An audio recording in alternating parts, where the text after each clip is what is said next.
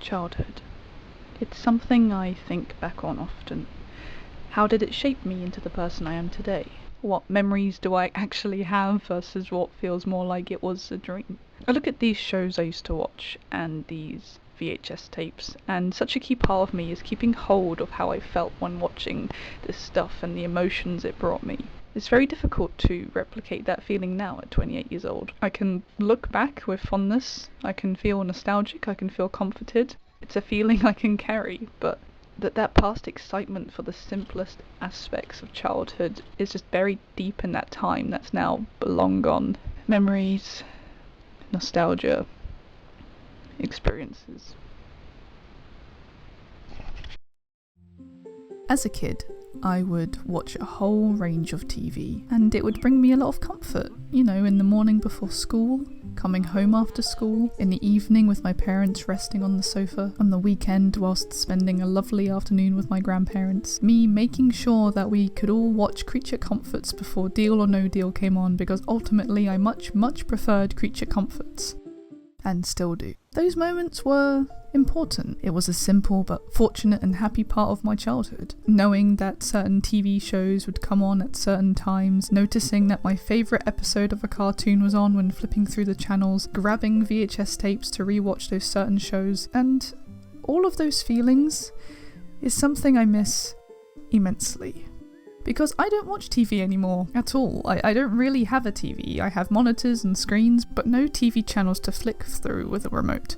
Or even a TV license, for that matter. To be honest, I don't even use streaming services that much. I have a collection of VHS tapes, I have some DVDs, I watch YouTube, and that is the extent of my video consumption. I tend to enjoy video games a lot more in my free time, honestly, which is, why this channel is dedicated more to gaming. But this video idea has been floating around in my mind since before posting my first video. So here we go, I'm gonna make it. I'm gonna present to you and showcase to you older British children's TV, the classics, the weird stuff, the nostalgic stuff. I mean, of course that depends on your age, but if I can introduce you to something new, then I would be delighted. This is predominantly going to cover animated shows or shows using puppetry and costumes, because that's kind of my favourite area of all of this, so that's what we're going to cover today. To me, puppetry is awesome. You can create something that is physically there and you can physically control it and create the illusion that whatever you're controlling is alive. To be fair, puppet shows in person used to scare me a lot as a kid, but I think it was more the loud noises from the audience than the puppets themselves. I used to watch a whole range of shows and movies spanning from The Muppets to The Dark Crystal to The Head from Art Attack. Okay, now that was a bit petrifying, to be honest. Even now with Don't Hug Me, I'm Scared and horror movies using this technique with dolls, it really is a very creative and imaginative way of entertaining anyone watching. And of course puppetry has a long history, and the options are really endless with the way you can design them and give them personalities. There are so many puppets I like looking at because they can look so fun and also very weird and like something that's not from this world at all. Something about my brain really likes that sense of escapism. So starting off, I want to introduce the company Ragdoll Productions, founded in 1984. The first show they released was called Pop's Program, which seems to be kind of hard to watch fully at this point in time. There's an episode on YouTube and some pictures and clips here and there and a couple of tapes on eBay, but there's not much. The show, in summary, is a storytelling show with Pop, a puppet who lives inside your TV. There's usually a celebrity telling the story too, for example, Brian Blessed and Spike Milligan. The show ran from 1985 to 1990, and what I'm reading is that a lot of people thought this was total nightmare fuel. I probably also would have done if I witnessed this too, as the scaredy cat child I was. But now I just can't get enough of those puppet eyes. I love the look of this, it's just so weird. And yeah, this little voice is extremely recognisable to me, because Pop is played by the puppeteer Robin Stevens, who is also Tom in Tots TV, which we will mention in a second. But yeah, Ragdoll after this would go on to create Playbox in 1987, Rosie and Jim in 1990, Brum in 1991, and Tots TV in 1993. Tots TV consequently was one of my favourites growing up. This show follows Tilly, Tom and Tiny, and you might remember this if you've seen my winter video. The show takes place in a cute little cottage, sadly as of 2021 destroyed. The absolute audacity. Why? There's a donkey, a little fluffy dog, and yeah, the 3 puppets. Tilly only speaks French, or I think Spanish in the US version. Looking back, I think this was a great idea because it meant kids could be exposed to another language, and truth be told, I can actually understand like 90% of what she says. That counts for something. Right? Quote, Tots TV was the first mainstream children's programme in Britain to feature a different language. Tots TV helps children to accept that different languages are an everyday part of life. And as someone who loves languages and language learning, I really appreciate this. The show had a lot of episodes, over 200 in fact. From this they won a couple BAFTA awards too, and I'm not surprised. This is still a very, very charming show to this day. I mean, you might find the puppets creepy, but as, you know, myself, a British person from the 90s, this kind of look is very nostalgic, very nice, very comforting. And I have a lot of fond memories watching this, and you know, the accents are just really adorable, the voices are adorable, the things they say, the way it's written is just very British, and it just makes me feel very at home. Have you finished up there? No, I haven't actually. The first episode was called Camel because why not? Why not teach kids about camels first and foremost? And often the episodes of the show would share and showcase a concept and explain it to children, which is a pretty common format. We're all for teaching new humans life lessons. In here, I've got a special treat for a very special friend of mine. I hope that's for the camel. My special treat is for the camel. Oh, thank goodness. Now, let's go back a few years to Rosie and Jim. This I watched a bit less. This really has a certain tone to it, doesn't it? It's unnerving now. Rosie and Jim finding store. Especially some moments and episodes. Funnily enough, this follows Rosie and Jim, who lived on a narrowboat from Birmingham. Lasting 8 series, this often followed these dolls coming alive when no one is looking so they can go and explore and go on their little adventures, and of course this often caused trouble, but no one knows what caused this trouble because these are dolls that are essentially not meant to come to life, which honestly that could be a story for a horror film, but nevertheless all of this is still very interesting and fun to watch. The creator of the characters for Rosie and Jim is also the creator of Postman Pat, which we will get to later. He scripted and presented the first 50 episodes of Rosie and Jim and turned some of them into books. The books have this very 90s feel to them, which of course is no surprise, they came out in the 90s, but what I mean is when I think of my childhood bedroom, I can picture these books neatly lined up on a shelf. A little side fact I really like is that there was a shop called the Ragdoll Shop, which had actually offices in the top and a shop and a children's play area underneath. It closed its doors in 2005, but there is still Rosie and Jim in the window in commemoration. Unfortunately, the reason for the closure was that they couldn't find anywhere to expand because it was growing a lot in popularity, but they just didn't have enough space, so they had to shut it down. Very, very sad indeed. Anyway, have you ever seen this car? That's Brum, and I don't care what anyone says, this show Brum was an absolutely genius idea. My 4-year-old self just could not get over the fact that there was this little sentient car with eyes that would move and it would drive around, and oh boy, I believed it was real. I wanted to see this car for myself, I wanted to be friends with this car, I wanted to go on the same adventures. I always loved sitting through the opening sequence too, watching the man turn on the lights and look at all of his shiny, polished cars. But we, the watcher, always knew that Brum was special. And right from the first episode, Brum was to the rescue. After this there was also Teletubbies, which of course has been featured in a lot of memes over the years since. Teletubbies was the one show I was absolutely obsessed with, like 2-3 years old, and there are many pictures of me with Teletubbies merchandise and tapes and books and just a lot. It's just really funny to me now, years later, that the Wikipedia page has sections for controversy and cult following. The world is truly a funny place. And lastly from Ragdoll we have Booba, which I actually never saw growing up and I haven't really seen it, but I've seen pictures and little clips. I do love the absolute psychedelic weird nature of this. Like, what is going on here? Is there even a story? I mean, I read the description on Wikipedia. The main characters, the Boobas, are atoms of energy who sleep in charging pods. Every episode follows the Boobas performing a dance routine where the audience is encouraged to participate. The creators at Ragdoll Productions designed the show as an interactive televisual game with an emphasis on spatial awareness, motor skill development and puzzle solving. I guess that makes sense. I mean, I don't think anything really does have to make sense for a children's TV show as long as it's like entertaining and fun and maybe teaches them something, right?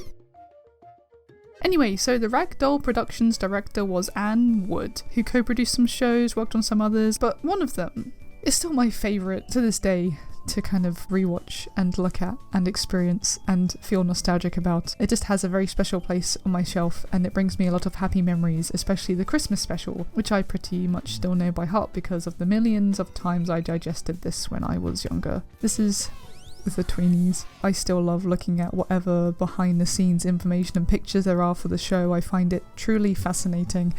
Also, what is this trivia on IMDb? The Tweenies was made by Telltale Productions, not Telltale the game developers, not them. This is Telltale with a dash, I guess. They also made Fun Song Factory, and despite not having strong memories of the show, the dog character is ingrained into my memory. Both of these shows feature Justin Fletcher as well, who if you watched certain TV channels like CBeebies in the 2000s and 2010s especially, then there's a high chance you know who this is. But yeah, the Tweenies follows Bella, Milo, Fizz and Jake, and again, a dog, and all of their time at preschool. And what's cool is that the visual effects artist Neil Scanlan and his studio made the animatronic heads. And looking into this more, I found they also did work on The Fimbles, The Shiny Show, Lazy Town, all shows I remember quite vividly, and they have since worked on films such as Charlie and the Chocolate Factory, Prometheus and Star Wars, so that's very, very cool. Now I'm going to talk about the Children's Company, and this is the exact kind of puppetry I like now as an adult. I think it looks very fantasy-like and mystical, and I can't really explain it that well, but this is what it looks like. This show is called Roger and the Rottentrolls, an original comedy drama series for youngsters, and despite the fact that I don't think many people necessarily commonly know of this name now, it did win awards. I do think episodes of this used to be on YouTube, but I couldn't find it now, which is sad, but I think there's a DVD out there somewhere. From the same company we have Ripley and Scuff, which by the way, this whole show feels like a complete fever dream to me. I always had this memory in my mind, but then I eventually found out what it was not that long ago. I just remember specifically this one particular day, coming home from school and it being on TV exactly when I'd get home, and I'd have this memory of like the banana or something. Banana! Anyway, there's also Combat Sheep. What more is there to say? Something that I feel like has a similar vibe to all of this is The Riddlers, airing from 1989 to 1998. This has a very epic intro theme song going on. Of course, the designs of these puppets are rather strange, with the face on this character being quite long, and I'm not really surprised to read that a lot of people ran away from the TV when it was broadcast. This whole show feels like an obscure fairy tale. It's interesting how many kids shows have bucket loads of colour, yet these past few I've mentioned are more grey and brown and almost naturey, like earthy in its feel, like a folklore vibe. This whole area looks like a lovely snippet of old England, and I wouldn't be surprised if this is why the show was so successful, because the show was very successful, and despite reading that a lot of people were terrified of this as a child, they still kept coming back to watch more. And I think these kind of shows have this magical, mystical aura that just draws you back into them. But certainly we have to look at colourful stuff too. Here we have Fimbles, British-Irish show from 2002 created by Sarah Hayes, who was also the writer for The Roly Moo Show, which is actually a spin-off of the Fimbles. I used to watch both of these a fair amount and could always recognise these characters if I saw them, you know, no matter how much time had passed, and I mean, it comes as no surprise. It's almost addicting to look at this array of colour. Something else with a very similar wild colour palette was the Hoobs, and the name's great. The show was actually a joint creation between Channel 4 and the Jim Henson Company. I blame a lot of these shows for my admiration of solid blocks of bright colour. Of course, Jim Henson also created the well-known Fraggle Rock, which was again a co-production with the UK. Another colourful show from Britain is The Shiny Show, where 3 puppets take part in educational quizzes. My dad and I found this hilarious, and we actually rewatched it together some years ago, and it's just very enjoyable, and you definitely learn things, that's for sure. That's kind of the main ones I wanted to cover. As for some last mentions, I remember watching this show called Bits and Bobs and really loving the designs. I don't know why, I think they're very cute. And the animations, I really like the animations, and I can definitely see why I love the animations here. There was Barnaby Bear, which I used to find really charming and cute, and once again, I just enjoyed the travelling aspect. Like, I do love how a lot of these shows exposed you to travelling and exploring and adventure, fun adventure, and experiencing new things, because that's very important. To summarise this, I really hope that puppetry doesn't go too much out of fashion more than it maybe already has. There's just so much you can do with it, whether that be for children or adults, and the imagination behind it is just so limitless. I like the fact that it can be fun and creepy at the same time, and there's something about bringing these characters to life that feels very magical. Now we have stop motion. Stop motion is my favourite medium, hands down. I personally really dislike the way a lot of classic shows have been turned into this 3D version. Like, I can guarantee for the most part the originals would still be entertaining for kids still. If anything, just make something new with CG rather than taking such a perfectly handcrafted lovable idea and turning it into something weird. Examples of this are Postman Pat, Bob the Builder, Thomas the Tank Engine, Fireman Sam, and this very, very strange Teletubbies reboot that I found. Anyway, here I'm going to start with some more obscure series that I personally remember watching but haven't seen much of since the late 90s and early 2000s. We have Okie Doke from 1995 to 1996, made by Cosgrove Hall Films. It follows this man made of acorns, twigs and leaves, which is very exciting, and he lives in an oak tree. It's very sweet, and I like it a lot. Cosgrove Hall Films is a British animation studio founded by Brian Cosgrove and Mark Hall. Some other TV shows they produced includes quite a few, actually, and quite a few I want to talk about. First, Noddy's Toyland Adventures, another series that I watched very consistently and had numerous tapes of, and I remember quoting it a lot when I was, 4 or something. I really do love the charm of this old Noddy series, and it shows how cute simple stop motion animations and characters can really be. Then Little Robots from 2003 to 2008, which for the longest time I thought was something I simply imagined up for myself, but no, it's real. I can see where maybe my fondness for this style of robot came from as well. Engie Benji, a little blue-haired mechanic who fixes a lot of problems with the help of his friends. You can't go wrong with having a very cute dog. Fifi and the Flower Tots is also equally as charming, created by Keith Chapman, who also created the well-loved Bob the Builder.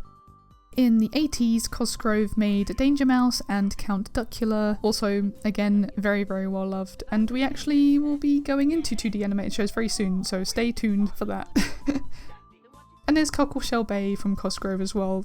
I like the stripy shirts. Even going back to the 70s, we have Chorlton and the Wheelies, which shows that surrealism in children's TV started a long time ago. The weirdness of these shows has just always been there somewhere. It's just very British and very strange, but it had to be strange to make an impact. I also want to point out here that of course there was quite a few children's shows that I'm mentioning that also have video games, which is cool, kind of like educational games or simple mini games, but they're fun to look at, and the fact that these were made is really cool, and I do have a soft spot for this kind of genre. Is it a genre? We have one for Engie Benji, Bob the Builder of course, and also Fireman Sam. Now Fireman Sam has one of my favourite openings out of all of these shows. I don't know why, it's a good song. Fireman Sam is there on time. Why not? It's also a Welsh show specifically. There's a quote about development that I enjoyed reading. The original idea came from 2 ex-firemen from London, Dave and David. They approached Mike Young, creator of Super Ted in Wales, and asked him to further develop their concept. How cool is that? Sometimes you just have to go up to someone and ask them and just see where it goes and look where it's gone. Now what's interesting is that Mike Young has up to this day done a lot for animation, and he is the founder of 2 animation companies in the UK and US, and you'll see the name as producer of Bratz, Growing Up Creepy, Horrible Histories, But Ugly Martians, you know, a handful of things. And I didn't actually know that Mike Young is Welsh, so I've learned something new today. Also the company that produced Fireman Sam, Bumper Films, produced Rocky Hollow, Star Hill Ponies and Joshua Jones. I didn't watch any of those, but there's definitely a style here that I can recognise, especially Joshua Jones. It looks very much like Fireman Sam. Anyway, this video will get painfully long if I don't continue. So there's Postman Pat, of course, which I briefly mentioned near the start of the video, directed by Ivor Wood, who also worked on The Magic Roundabout, The Wombles, Paddington, The Herbs, all very classic shows that I had the joy of experiencing when I was a child, because of my parents and because they were still being shown on TV. Ivor Wood also founded the company Woodland Animations Limited, who produced Postman Pat, along with Gran from 1983, Bertha from 1985, which I have quite clear recollections of for whatever reason, and Charlie Chalk from 1988, all very charming stop motion shows which are most likely still very enjoyable and lovely to this day. Okay. And talking about having recollections of shows, for the longest time I had this really faint, vague memory of a couple stop motion shows involving doctors. And I managed to find them, Dr. Otter and Hilltop Hospital.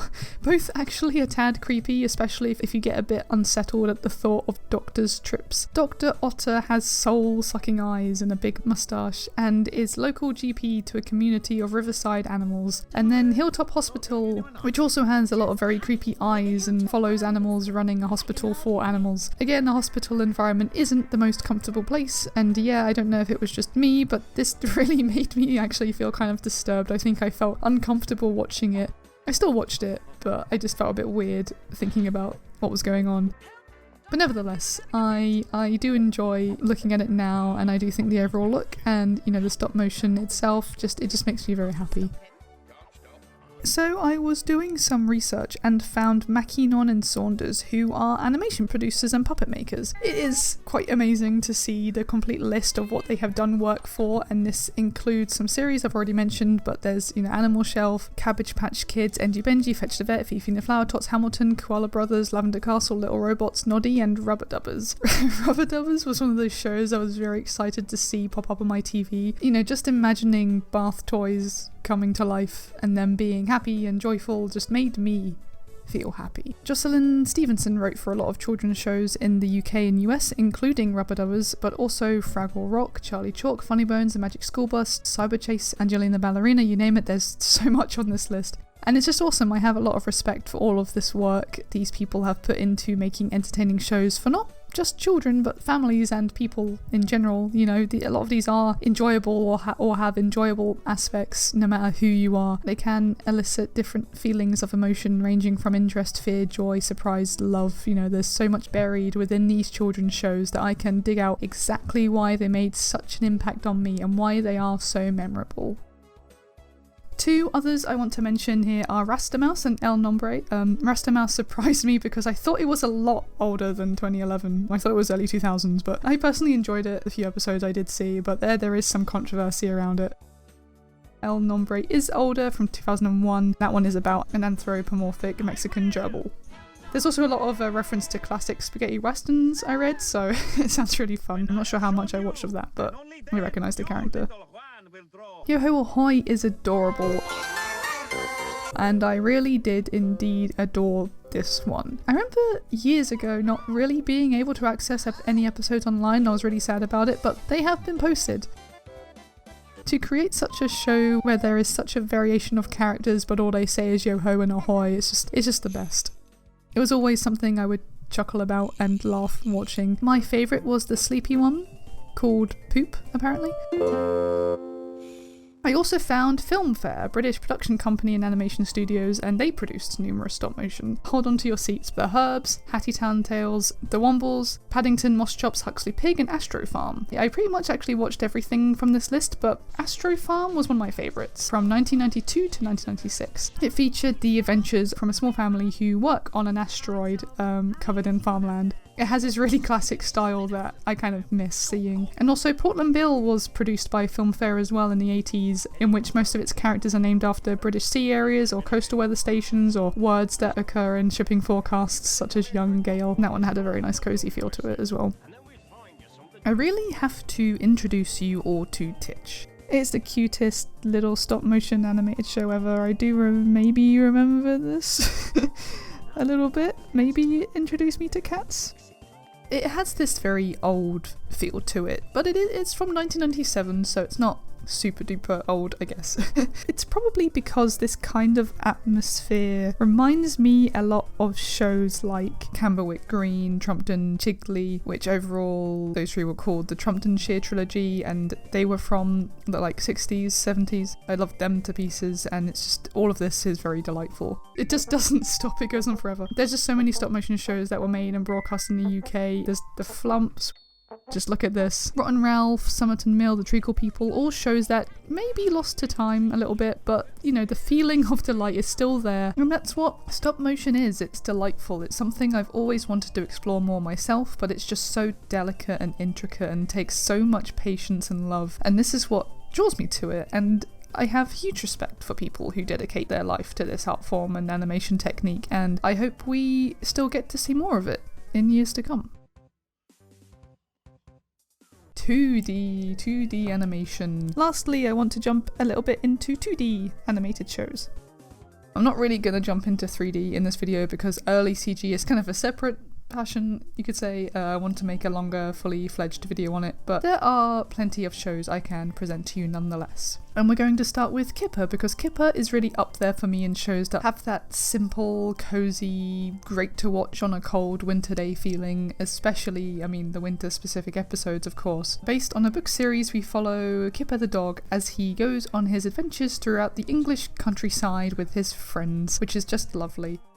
I also really love this picture of Kipper the dog on the Wikipedia page. I always have been interested in these slightly inaccurate portrayals of characters when it comes to costumes and merchandise, if you know what I mean. They can look really odd, and it's probably why I had a fear of people in costumes growing up. Moving on, we have another cute show called William's Wish Wellingtons. Some nice alliteration there. Catchy. This was made by Hibbert Ralph Entertainment, who also were responsible for Tractor Tom, a 3D series, and The Forgotten Toys from 1997, which is a show following abandoned toys. Hand-drawn and hand-painted animation will always be the coziest form of animation to me. Stop motion and puppetry is creatively inspiring, but there's just something about this kind of 2D animation that makes you want to curl up with a blanket. This company also had previously created Spider, which for some reason didn't cure my phobia of spiders. It definitely made me more scared of spiders, in the bath specifically. I still to this day, when I see a spider in a bath, it reminds me of the show, and it must have had some sort of big impact, good or bad. Anyway, the very simple animation, music and humour made for a really, really pleasant time, despite the spider being there. And does anyone know the show called 64 Zoo Lane? If you do, that opening often got stuck in my head, just really often. This is a series co-produced by a French animation studio, which, now I look at it, actually took part in the creation of Hilltop Hospital, which I mentioned earlier, and also Pablo the Little Red Fox, a series that was buried very deep in my brain. And Archibald the Koala, which I might have seen, not really sure. I find French animation to be so brilliant. I really do like a handful of French animated shows and movies. So Mille Images is a independent French animation studio. They are responsible and kind of co-responsible as well for so many cartoons with British production studios. 64 Zoo Lane and Pablo are included here, but am I the only one who knows Ethelbert the Tiger? Because I feel like I've never seen anyone talk about this ever. Browsing their website now, there's a lot that stands out to me, even newer stuff. It just looks like they create a lot of interesting, high quality animation, and I'm just really wanting to explore that once this video is over. Look at this, Paperport mixes stop motion and 2D, sign me up. Next up we have Mr. Ben with two N's. Again, a series that made me feel very excited when I realised it was coming on. I think I just enjoyed the concept. I thought it was funny or something. So this office worker guy called Mr. Ben goes into a fancy dress shop every day, tries on a costume, and that leads him to kind of go on these wondrous adventures.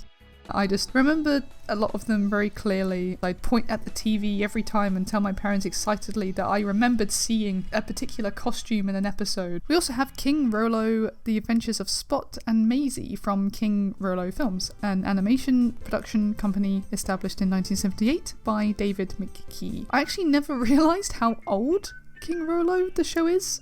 I'm astonished that it's actually from 1980. I guess you can kind of tell that it's from then, but when I was a kid I just thought it was the most incredible form of TV there could possibly be. I think the paper cutout style really opened up my eyes to the different ways animation could be done, and it actually astounds me in general how much I watched. Like, this British specific list alone is super long, and I would always check out like a huge range of shows as well from the US and Canada and, you know, plenty of other countries. I just remember so much. I really want to do a video which expands out and explores children's shows from all over the world. It was just such a huge part of my childhood, more than, you know, now making this video I now kind of realise how much of my childhood memories include these shows. So it's very important to me, and I'm happy that I was able to talk about it. And, you know, as we come to the end of the video I will continue with a few more. I am currently armed with an extremely vague recollection of this show called Pigeon Street. I have this little hint of like memory that I saw this particular style of animation for whatever reason, so, you know, maybe I did watch it. There's also Rhubarb and Custard, which definitely deserves a mention, first shown in 1974, clearly a classic. Angel Mouse, which includes the voice of David Jason, who again is a big name in the classic British TV world. Angeline the Ballerina was one I watched all the time, and is actually another example of a show that had a CGI revival that I don't really like. On a more positive note, I really found the dancing in the show really exciting and inspiring, and I kind of wished I'd grown up doing dance in some way, but you know.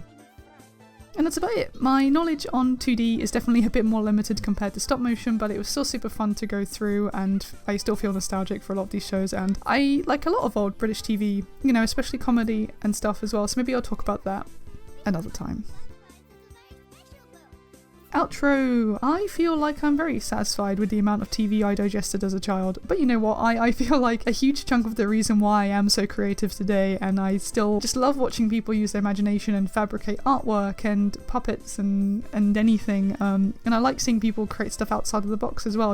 I definitely wasn't glued to the TV 24/7, but I did learn a lot from the TV I watched, a lot of decent life lessons in fact, and a lot of this still sits very vividly in my mind, something I can kind of rewind in my brain and be like, oh yeah, that was a good time. I like keeping older media alive. I love seeing when lost media resurfaces. You know, sometimes these things do disappear, so you have to hold on to these memories if they made you happy. And same goes for games and just other things too, of course, in life. Even if you don't have access to something physical you can hold in your hand, like a game or a VHS tape or a DVD, or, you know, something you can play or watch, you can still play back in your mind the times when it did make you feel happy. It's not there to replace the present, but it's just a good reminder of nostalgia being positive. Thank you for watching. Thank you to my patrons again as well. I appreciate all of you, and bye.